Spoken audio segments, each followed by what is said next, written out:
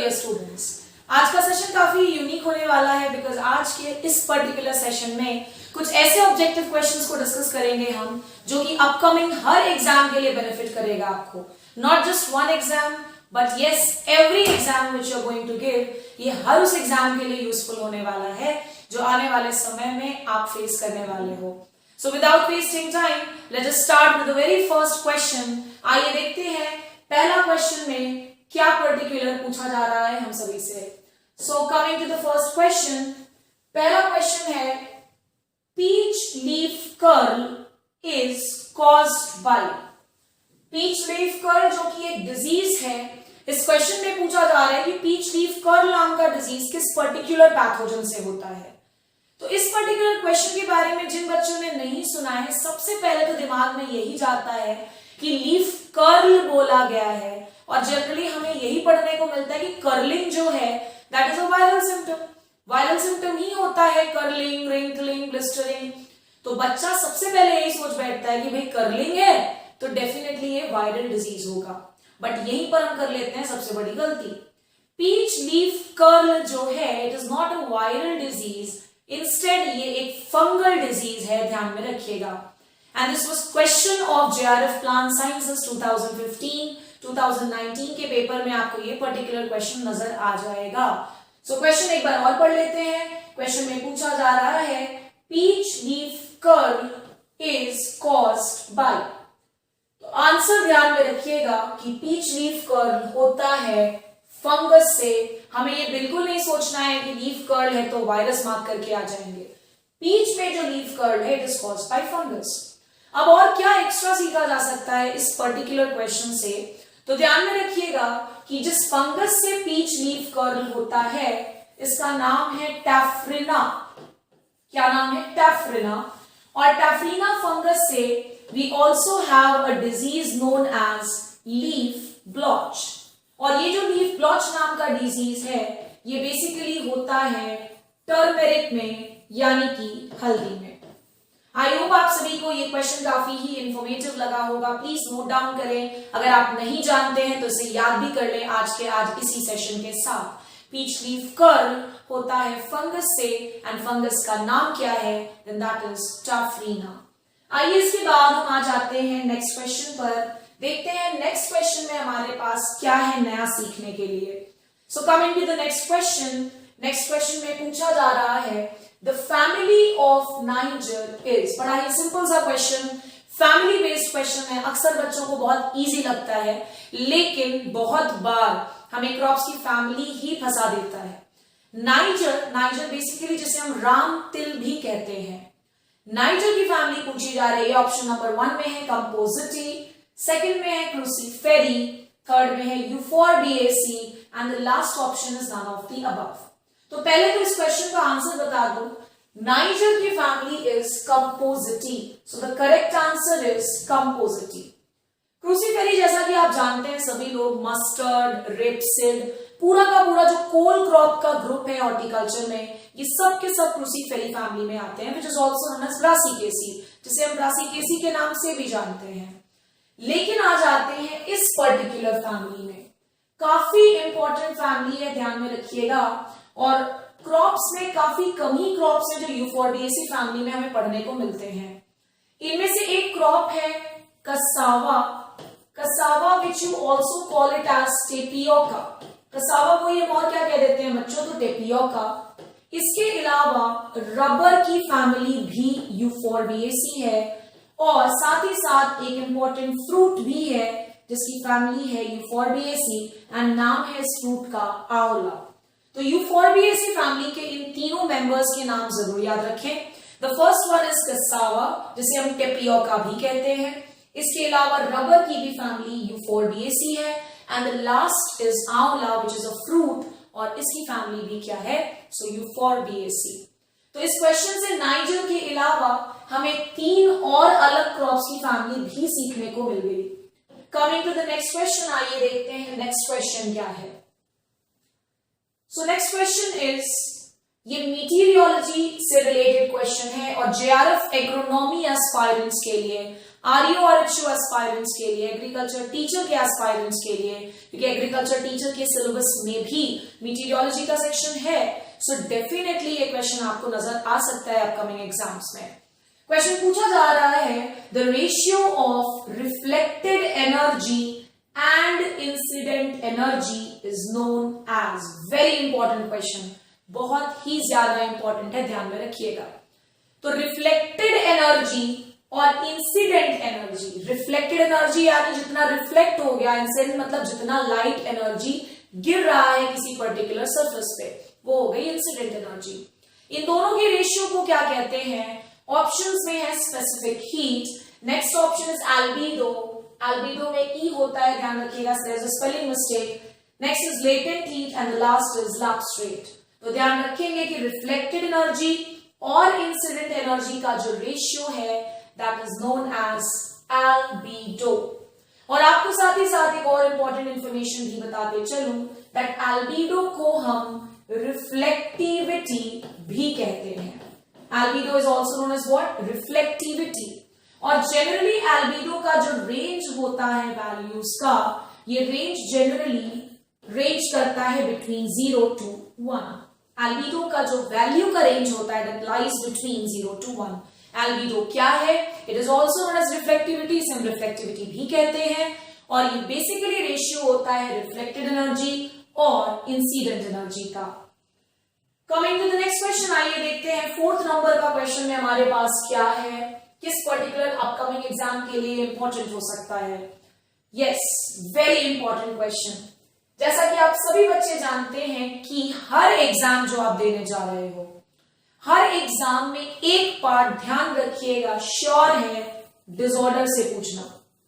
Disorder से question नहीं आया ऐसा नहीं होगा किसी भी एग्जाम के लिए। आप कोई भी सेंट्रल लेवल का एग्जाम दें, चाहे वो एफओ हो, एनएससी, इफको, क्रिप्को या स्टेट लेवल के एंट्रेंस एग्जामिनेशंस में भी क्वेश्चन ये आपको नजर आएगा, कंफर्म क्वेश्चन होता है डिसऑर्डर। और इस पर्टिकुलर क्वेश्चन में भी एक इंपॉर्टेंट डिसऑर्डर से क्वेश्चन पूछा जा रहा है। क्वेश्चन में top sickness of tobacco is caused by the deficiency of. जो टॉप सिकनेस नाम का प्रॉब्लम है टोबैको में, ये किसकी कमी से होता है? क्या ये बोरॉन की कमी से होता है? Is it caused by the deficiency of calcium? क्या ये मैग्नीशियम की कमी से होता है, या ऑल ऑफ द अबव? बहुत ही यूनिक नया क्वेश्चन, बिकॉज हम जनरली डिसऑर्डर में विपटेल और राइस में खैरा तो पढ़ते हैं, बट इस तरह के नए डिसऑर्डर्स पर हमारा ध्यान नहीं जाता है। सो टॉप सिकनेस पहली बात तो टोबैको में होता है, और दूसरा important point that it is caused by the deficiency of boron. Very very important question. आइए साथ ही साथ टोबैको से रिलेटेड कुछ इंपॉर्टेंट इंफॉर्मेशन ले लेते हैं। वो ये कि टोबैको की फैमिली जो है बच्चों, दैट इज सोलानेसी। टोबैको की फैमिली क्या है? सोलानेसी। कभी कभार दिमाग से निकल जाता है। नाइजर की फैमिली है कंपोजिटी, आंवला की फैमिली इज यूफोर्बिएसी, कसावा की family is Euphorbiaceae, and rubber की भी फैमिली क्या है? तो इट इज यूफोर्बिएसी। साथ ही साथ टोबैको की family solanaceae, and top sickness जो है it is due to the deficiency of boron. I hope आप सभी के लिए क्वेश्चन नया रहा होगा, एक नया क्वेश्चन आपको सीखने को मिला। प्लीज नोट इट डाउन और उसे याद कर लें। Coming to the next question from soil science, soil science based question है। सॉइल साइंस से आज मैं 2 न्यूमेरिकल्स को भी लेकर आई हूं, तो आपको न्यूमेरिकल भी सीखने को मिलेगा आज की क्लास में। क्वेश्चन है FAI was set up in, very unique and very new kind of a question। आप में से जो भी JRF फिजिकल साइंस के एस्पायरेंट्स हैं, JRF एग्रोनॉमी के एस्पायरेंट्स हैं, this question is a very useful question for all you people. Question में पूछा जा रहा है FAI was set up in। FAI का गठन किस सन में हुआ? FAI का फॉर्मेशन किस ईयर में हुआ? तो FAI stands for Fertilizer Association of India। FAI stands for what? So it stands for Fertilizer Association of India। अब इसका गठन किस ईयर में हुआ था ये पूछा जा रहा है। तो इसका गठन आइए देख लेते हैं पहले ऑप्शन, उसके बाद आंसर पर आएंगे। 1987, 1955, 1990, all of the above. Obviously बात है ऑल ऑफ द अबव तो हो नहीं सकता। The correct answer is 1955। FAI का फॉर्मेशन हुआ था इन द ईयर 1955। बहुत बार एग्जाम्स में फुल फॉर्म्स भी पूछ लिए जाते हैं, सो ध्यान रखिएगा that fertiliser association of India को ही हम अब्रिविएट कर देते हैं FAI। ये नेक्स्ट क्वेश्चन बहुत यूजफुल होने जा रहा है हर उस बच्चे के लिए जो कि JRF फिजिकल साइंस देने वाला है, IBPS KFO का पेपर अटेम्प्ट करने वाला है, बिकॉज IBPS KFO के पेपर में इंजीनियरिंग बेस्ड न्यूमेरिकल्स और सॉइल साइंस के बेस्ड छोटे मोटे न्यूमेरिकल्स पूछे ही जाते हैं। कमिंग टू द क्वेश्चन, क्या पूछा जा रहा है ये देखते हैं।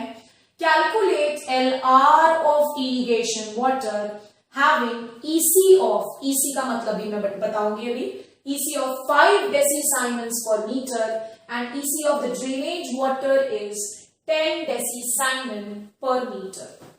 LR का मतलब है बच्चों लीचिंग रिक्वायरमेंट एंड ER का मतलब है यहाँ पे EC का मतलब है इलेक्ट्रिकल कंडक्टिविटी। एक क्लास में डेफिनेटली बताऊंगी कि ये EC और LR what does it mean actually, but क्योंकि आज MCQ सेशन है तो पहले से MCQ का सोल्यूशन देख लेते हैं। हमें बोला जा रहा है लीचिंग रिक्वायरमेंट निकालने के लिए, एम आई राइट, और हमें दे रखा है दो अलग अलग EC की values. Calculate the LR of irrigation water having EC of 5 डेसीसाइमन पर मीटर। निकालना है हमें LR, हमें दे दिया है इरिगेशन वाटर का EC जो कि है 5 और EC of the drainage water यानी हमारे पास EC ऑफ ड्रेनेज वाटर कितना है बच्चों 10। बहुत इंपॉर्टेंट, ध्यान रखिएगा, खास करके वो बच्चे जो IBPS KFO या फिर आने वाले कोई भी जॉब बेस्ड एग्जाम की तैयारी कर रहे हैं, this is very important for all you. तो आइए देख लेते हैं सोल्यूशन कैसे होगा। बता दूं मैं आपको कि लीचिंग रिक्वायरमेंट का जो फॉर्मूला होता है that is EC of IW। Here IW का मतलब है irrigation water divided by EC of drainage water into 100। यहाँ EC ऑफ इरिगेशन वाटर हमें दे रखा है 5, EC ऑफ ड्रेनेज वाटर हमारे पास है 10, गुणा करेंगे हम 100 से, मल्टीप्लाई करेंगे 100 से, the zero will get cancelled and the answer will be 50%। तो आप देख पा रहे होंगे कितना छोटा सा क्वेश्चन है, बिल्कुल पूछा जा सकता है, एक लाइन का तो सोल्यूशन है इसका, क्यों नहीं पूछेगा एग्जामिनर। सो ध्यान रखिएगा। साथ ही साथ हमें कभी कभार डायरेक्टली फॉर्मूला भी पूछ लेता है, जैसे IBPS KFO का एक ट्रेंड रहा है कि SAR सोडियम एब्जॉर्प्शन रेशियो का फॉर्मूला कई बार पूछा है, सो लीचिंग रिक्वायरमेंट का भी पूछ सकता है because it is an important topic of soil science. और सिर्फ मैं AFO की बात भी नहीं कर रही हूँ, कोई भी exam, agriculture teacher, RPSC FSO, कोई भी एग्जाम जहां पर एग्रीकल्चर पूछा जा सकता है, ACF वगैरह कुछ भी, हर एग्जाम के लिए इंपॉर्टेंट है ये। सो the answer will B 50%। Answer क्या हो जाएगा बच्चों 50%। Please note down the formula. Soil science में एक एडिशनल टॉपिक आपको सीखने को मिला है which is known as leaching requirement. Coming to the next question again, जैसा कि मैंने कहा था आज की क्लास में मैं 2 न्यूमेरिकल्स आपके साथ डिस्कस करूंगी। देखते हैं क्वेश्चन क्या पूछा जा रहा है। An irrigation water contains 1, 7, 2 and 1 milli equivalent, ME stands for milli equivalent per liter of carbonate, bicarbonate, calcium and magnesium respectively. Calculate RSC of irrigation water. चलिए आपको बता दूं पहले तो RSC का फुल फॉर्म क्या है। यहाँ पर RSC का मतलब है बच्चों residual sodium carbonate, residual sodium carbonate. आइए लिख लेते हैं कि हमें क्या निकालना है और क्या क्या चीजें दी हुई हैं। तो पहली बात तो हमें निकालना है RSC की वैल्यू, जिसके लिए हमें RSC का फॉर्मूला पता होना चाहिए। और आइए देखते हैं अब हमें दिया क्या क्या गया है। तो हमें कार्बोनेट आयन का वैल्यू दिया हुआ है 1 मिली इक्विवेलेंट पर लीटर। साथ ही साथ हमें बाइकार्बोनेट आयन की वैल्यू दी हुई है 7 मिली इक्विवेलेंट पर लीटर। चलिए अच्छी बात है। इसके बाद हमें दे रखा है कैल्शियम आयन, मैं कैल्शियम आयन को इस तरह से सिंबलाइज कर रही हूं। कैल्शियम आयन की वैल्यू दे रखी है 2 मिली इक्विवेलेंट पर लीटर। और लास्ट हमें दे रखा है मैग्नीशियम आयन। मैग्नीशियम आयन की वैल्यू कितनी दे रखी है तो 1 मिली इक्विवेलेंट पर लीटर। निकालना है हमें RSC और ये चारों वैल्यूज दी हुई हैं। एक बार इसे नोट डाउन कर लीजिए, फिर मैं आपको स्क्रीन को क्लियर करके फॉर्मूला लिख के बता दूं, फिट करके दिखा दूं कैसे बनेगा ये। सो आइए लिख लेते हैं सबसे पहले तो RSC का फॉर्मूला। आपको बता दूं कि RSC is equals to CO3 2 minus यानी कार्बोनेट आयन, ये 2 माइनस लगाया है मैंने, प्लस बाइकार्बोनेट आयन की क्वांटिटी, दोनों को ऐड कर दीजिएगा, माइनस करेंगे कैल्शियम आयन के कंसेंट्रेशन प्लस मैग्नीशियम आयन के कंसेंट्रेशन से। तो ये है मेरे RSC का फॉर्मूला, रेसिड्यूअल सोडियम कार्बोनेट। हमारे पास कार्बोनेट आयन की वैल्यू दे रखी थी 1, बाइकार्बोनेट आयन की वैल्यू थी 7, हमारे पास कैल्शियम आयन का कंसेंट्रेशन था 2 और मैग्नीशियम आयन का कंसेंट्रेशन था 1। तो ये हो गया इधर 8 और ये हो गया इधर 3। सो 8 से 3 गया तो आंसर क्या आया, 5 milliequivalent per litre. So options में है and this is the answer. तो आप देख पा रहे होंगे कि यहां से फॉर्मूला क्वेश्चन भी निकल आ सकता है और इस तरह का सोल्यूशन बेस्ड क्वेश्चन भी निकल आ सकता है। So this is very important, ध्यान में रखिएगा। Coming to the next question, आइए देख लेते हैं 7th नंबर पर हमारे पास क्या नया क्वेश्चन है। यस, बहुत ही बेहतरीन क्वेश्चन और आप सभी के लिए क्वेश्चन बहुत ही नया होने वाला है। हम लोगों ने आज तक हर जगह पर सॉइल साइंस में LCC पढ़ा है। यहां पर LCC stands for land capability classes. Land capability हमने क्या पढ़ा बच्चों, क्लासेस, ध्यान में रखिएगा। लेकिन यहां पर पूछ दिया है capability sub classes are coded as. Land capability classes तो हमने पढ़ा ही हुआ है, याद होगा आप सभी को कि लैंड कैपेबिलिटी क्लासेस की संख्या कितनी है, 8, 1 से लेकर के 8 तक रोमन नंबर्स में हम रिप्रेजेंट करते हैं। लेकिन यहां क्या पूछ दिया है, यहां पूछा है लैंड कैपेबिलिटी सब क्लास की कोडिंग कैसे की जाती है।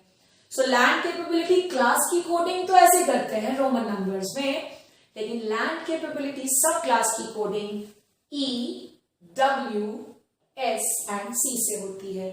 सो the answer will be all of the above. I hope आप सभी के लिए ये क्वेश्चन काफी नया रहा होगा, बिकॉज मैंने जनरली लोगों को ये पर्टिकुलर क्वेश्चन सॉल्व करवाते हुए नहीं देखा है। जी हाँ, लैंड कैपेबिलिटी क्लास तो हर बच्चा जानता है, डेफिनेटली आई नो दैट। अब आ जाते हैं और अच्छे क्वेश्चन पर। क्वेश्चन पूछ रहा है, ये जेनेटिक्स बेस्ड क्वेश्चन है और साइटोजेनेटिक्स के लिए काम आएगा आप में से जो भी नेट एस्पायरेंट्स है। Virus SV40 has, SV40 virus का जेनेटिक मटेरियल कैसा होता है? क्या ये डबल स्ट्रैंडेड लीनियर डीएनए है? क्या ये डबल स्ट्रैंडेड सर्कुलर डीएनए है? क्या ये सिंगल स्ट्रैंडेड सर्कुलर डीएनए है या ऑल ऑफ द अबव? सो आपको आंसर बता दूं, याद रखिएगा that virus SV40 has double stranded circular DNA. दिमाग से इस गलतफहमी को बिल्कुल हटा दीजिए कि ये एग्जाम में ये नहीं आएगा, ये एग्जाम में ऐसा नहीं आएगा। आजकल ट्रेंड चेंज हो रहा है, किसी भी लेवल का पेपर पूछ लिया जा रहा है, इसलिए बेहतर है कि हम अपने आप को फुल्ली प्रिपेयर्ड रखें हर टाइप के क्वेश्चन के लिए। So SV40 virus has double stranded circular DNA. Coming to the next question, आइए देखते हैं 9th नंबर का क्वेश्चन हमसे क्या पूछा जा रहा है। Yes, this is a question जो कि JRF I don't remember the paper, लेकिन 2020 या 21 के पेपर को उठा के चेक कीजिएगा, शायद प्लांट साइंसेस का आपको ये क्वेश्चन देखने को मिलेगा। एग्रीकल्चर टीचर का एग्रीकल्चर वाला जो हिस्सा है उसमें मेज आपको पढ़ना है एग्रोनॉमिकल क्रॉप्स में, तो वहां पर भी आपको हेल्प करेगा। क्वेश्चन पूछ रहा है African tall is a fodder purpose variety of. African tall नाम की फॉडर पर्पस वेराइटी किस क्रॉप की है? तो ये तो ऐसे ही छट जाएगा, ऑप्शंस ही मैंने इतने आसान दे रखे हैं, apple, maize, rice, none of the above. So definitely the answer is going to be maize. आइए इसके बाद हम आ जाते हैं नेक्स्ट क्वेश्चन पर। 10th नंबर के क्वेश्चन में हमसे क्या पूछा जा रहा है, एक बार let us check it out. 10th number के क्वेश्चन में yes, an important question agronomy से बेस्ड। Elongata, plana, compacta and vulgaris are the races of. Elongata, compacta, plana and vulgaris are the races of. किन के races हैं? क्या ये रागी के रेस हैं, कोदो के रेसेस हैं, कुटकी के, या नॉन ऑफ द अबव? तो आपको मैं बता दूं कि रागी के ये 4 इंपॉर्टेंट रेसेस हैं, जिनमें से पहले का नाम है इलोंगेटा, दूसरे का है प्लाना, कॉम्पैक्टा एंड वल्गैरिस। और आपको बताऊं मैं कि JRF एग्रोनॉमी में सोरघम के 5 रेसेस के नाम पूछे गए थे। सोरगम के 5 रेसेस के नाम पूछे गए थे। तो प्लीज मैसेज करके कमेंट करके, ये आपका होमवर्क होगा, मुझे सोरगम के 5 रेसेस के नाम आप बताएंगे। मैंने आपको रागी का बताया, तो बदले में आप मुझे सोरगम के रेसेस का नाम बताइएगा। आइए 10th नंबर क्वेश्चन तक तो हम लोग पहुंच गए। देखते हैं 11th नंबर के क्वेश्चन पर हमारे पास क्या क्वेश्चन है। 11th नंबर का क्वेश्चन है, win orange is a variety of maize, rice, wheat, none of the above. So ध्यान में रखिएगा that win orange जो है it is a variety of maize. खैर ये सब तो याद रखने वाले क्वेश्चंस, ऐसा कोई कॉन्सेप्ट है नहीं, बिकॉज वैरायटी में आदमी क्या ही कॉन्सेप्ट लगाएगा, याद रखना है दैट मींस याद रखना है। नेक्स्ट, फिर से एक बहुत ही अच्छा नया क्वेश्चन, हमने land capability class soil science में पढ़ लिया है, यहां पर है लैंड इरिगेबिलिटी क्लासेस आर। बच्चा इस चीज को देखते साथ सिर्फ ये पढ़ता है और ये पढ़ता है, बीच में इरिगेबिलिटी पढ़ना भूल ही जाता है शायद, और इसको अननोइंगली वो लैंड कैपेबिलिटी क्लास पढ़ डालता है और एग्जाम में आंसर क्या लग जाता है 8, बिकॉज हम रटते आए अभी तक कि लैंड कैपेबिलिटी क्लासेस की संख्या कितनी है 8। लेकिन अगर आप ध्यान से पढ़ रहे होंगे क्वेश्चन को, तो इसमें लैंड इरिगेबिलिटी क्लास पूछा है, लैंड कैपेबिलिटी क्लास की संख्या बिल्कुल 8 है, लेकिन जैसे आपको इरिगेबिलिटी क्लासेस पूछे तो आंसर क्या हो जाएगा 6। लैंड इरिगेबिलिटी क्लासेस की संख्या है 6 एंड लैंड कैपेबिलिटी क्लासेस की संख्या कितनी है 8। सो आई होप आप सभी के लिए क्वेश्चन भी काफी इंटरेस्टिंग और नया रहा होगा। प्लीज नोट डाउन कर लें, हर आने वाले एग्जाम के लिए इंपॉर्टेंट है। नेक्स्ट आ जाते हैं, बेसॉल्ट इज, फिर से सॉइल साइंस का क्वेश्चन, बेसॉल्ट किस तरह का रॉक है? Is it acidic in nature, क्या ये बेसिक है, क्या ये न्यूट्रल है, ऑल ऑफ द अबव। तो आपको बता दूं, एक है हमारे पास ग्रेनाइट। ग्रेनाइट जो है it is an acidic rock, और ध्यान रखिएगा रॉक से ही कहीं ना कहीं सॉइल का फॉर्मेशन होता है, तो एसिडिक रॉक्स अगर हैं तो उनसे जो सॉइल मिलेगा डेफिनेटली वो भी एसिडिक हो जाएंगे। तो सोर्सेज ऑफ एसिडिक सॉइल में एसिडिक पेरेंट मटेरियल एक बहुत बड़ा सोर्स होता है, जैसे कि ग्रेनाइट एसिडिक पेरेंट मटेरियल हो गया, बिकॉज इससे जो सॉइल का फॉर्मेशन होगा डेफिनेटली वो एसिडिक ही होगा, बिकॉज ये खुद भी एसिडिक है। रही बात बेसॉल्ट की, तो आपको बता दूं बी से बेसाल्ट एंड बी से it is basic in nature, and granite कैसा है, एसिडिक इन नेचर। सो ये भी अच्छा क्वेश्चन है सॉइल साइंस पर्पस के लिए, दिस इज इंपॉर्टेंट। और सॉइल किस एग्जाम का इंपॉर्टेंट पार्ट नहीं है, ये आप सभी जानते हैं, हर एग्जाम में सॉइल साइंस पूछा ही जाता है। So coming to next important question, 14th number का क्वेश्चन प्लांट पैथोलॉजी बेस्ड है, बहुत इजी है। क्वेश्चन में पूछा जा रहा है, molya disease is caused by bacteria, fungus, nematode, none of the above. तो आपको बता दूं कि ये जो मोलिया डिजीज है this is an important disease of barley, barley बार्ले के अलावा ये पर्टिकुलर बीमारी वीट में भी होती है। ये बेसिकली एक नीमाटोड से होता है, और इस नीमाटोड का नाम है हेटेरोडेरा एविने। क्या नाम है बच्चों? It is Heterodera avenae. So the answer will be nematode. Again an easy question, मैं इस तरह के क्वेश्चन को इजी नहीं मानूंगी, बिकॉज आप में से मैक्सिमम बच्चे इस तरह के क्वेश्चन को सॉल्व कर ही लोगे। कमिंग टू 15th नंबर का क्वेश्चन, आइए देखते हैं। ये क्वेश्चन कई बार कई सारे एग्जाम्स में रिपीट हुआ है। अरहर से related pigeon pea sterility mosaic एक डिजीज है, इज ट्रांसमिटेड बाय, इसमें ट्रांसमिटिंग एजेंट का नाम पूछा जा रहा है, माइट, एफिड, थ्रिप्स या नन ऑफ द अबव। तो आपको बता दूं directly coming to the answer that pigeon pea sterility mosaic जो है it is transmitted by mites. Coming to the next question, आइए देखते हैं 16th नंबर के क्वेश्चन पर हमारे पास क्या है। क्वेश्चन पूछा जा रहा है, Chilika is a variety of, बस चिलिका किसकी वैरायटी है? मैक्सिमम लोगों को चिलिका देखते साथ दिमाग में, क्योंकि ऑप्शंस में चिली भी दिया है, कैप्सिकम भी दिया है, तो वही आ जाएगा कि चिलिका और चिली एक जैसे लग रहे हैं, तो डेफिनेटली ये चिली की या कैप्सिकम की वैरायटी है, but no, it is a variety of ragi. आज हमने रागी से 2 क्वेश्चन पढ़े हैं, एक तो रागी के रेसेस 4 पढ़े, और इसके अलावा रागी की एक वैरायटी पढ़ी चिलिका। इसके अलावा आपको इंफॉर्मेशन के तौर पे एक और चीज लिखवा दूं कि INDAF series is basically related to variety of ragi only. INDAF 1, INDAF 2 इस तरह का नाम अगर आपको नजर आए तो दिमाग में रख लीजिएगा कि इंडाफ जो है ये रागी की ही वैरायटी होती है। नेक्स्ट हम आ जाते हैं 17 नंबर के क्वेश्चन पर। आइए देखते हैं 17 नंबर के क्वेश्चन पर हमारे पास क्या है। बहुत अच्छा क्वेश्चन। एक एक्चुअली टॉपिक होता है जिसको हम लोग जनरली इग्नोर कर देते हैं। We have to study botany of every crop. हर एक क्रॉप की बॉटनी हमें बेसिक आनी चाहिए, और ये वीट के बॉटनी से ही बेस्ड क्वेश्चन है। बहुत नया क्वेश्चन होगा बिकॉज जनरली बुक्स में तो ये चीज नहीं है। हाँ, डेफिनेटली कॉम्पिटिटिव बुक्स में नहीं है, बट जो ऑथेंटिक बुक्स हैं एग्रोनॉमी की उसमें आपको डेफिनेटली ये क्वेश्चन का आंसर मिल जाएगा। क्वेश्चन पूछ रहा है tip of wheat grain may have a tuft of hair, गुच्छे of hair which is called edge. Maximum लोग जो इस सेशन को भी ज्वाइन किए हुए हैं देख रहे होंगे, आप में से मैक्सिमम लोग शायद के लिए नया पॉइंट होगा कि भाई व्हीट के दाने में टिप पर टफ्ट ऑफ हेयर्स भी होते हैं। जी हाँ, बिल्कुल। मे हैव बोला जा रहा है। ब्रश क्या बोलते हैं उसको? ब्रश बोलते हैं, एंडोस्पर्म बोलते हैं, एम्ब्रियो बोलते हैं, ऑल ऑफ द अबव। तो भाई कुछ हद तक तो ये छाट करके भी बन जाएगा कि टफ्ट ऑफ हेयर को हम क्या बोलेंगे? ब्रश। प्लीज नोट डाउन करें इस क्वेश्चन को। हो सकता है आने वाले आप में से एग्रीकल्चर बेस्ड किसी भी एग्जाम के लिए ये वाला क्वेश्चन देखने को मिल सकता है। Last, another very new question. मैं चाहूंगी कि आप सभी बच्चे इस क्वेश्चन को लिख करके याद रख लें, बिकॉज ये इंफॉर्मेशन आपको इससे पहले तो किसी ने नहीं दिया होगा। क्वेश्चन पूछ रहा है IAW, ISW, IPW, IHW are the types of. ये चारों किसके टाइप है? व्हीट में ये भी कुछ ऐसा होता है, शायद आप सभी के लिए नया होगा। ऑप्शंस में पढ़ लेते हैं, उसके बाद मैं फुल फॉर्म बताती हूँ। Bread wheat, emmer wheat, Indian dwarf wheat, all of the above.